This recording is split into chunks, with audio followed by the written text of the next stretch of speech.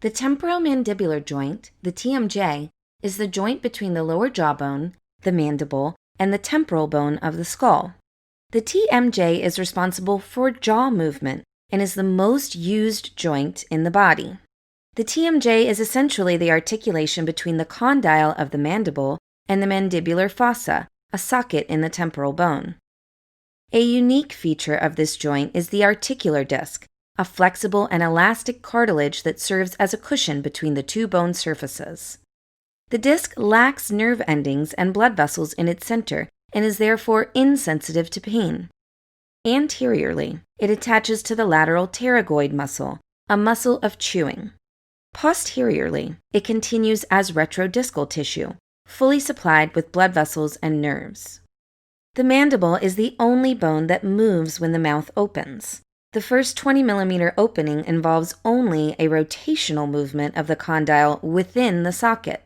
For the mouth to open wider, the condyle and the disc must move out of the socket, forward and down the articular eminence, a convex bone surface located anteriorly. This movement is called translation. The most common disorder of the TMJ is disc displacement, and in most cases, the disc is dislocated anteriorly.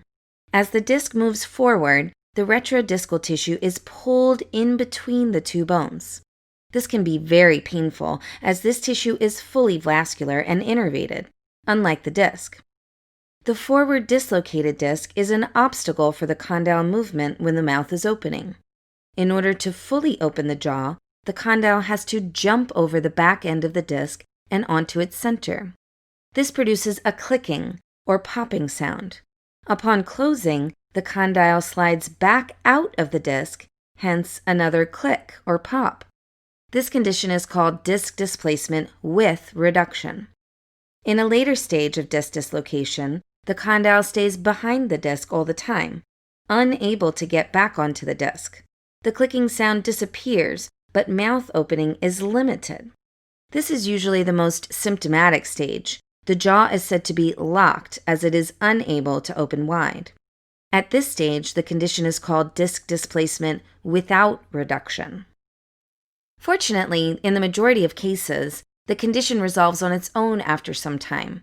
This is thanks to a process called natural adaptation of the retrodiscal tissue, which after a while becomes scar tissue and can functionally replace the disc.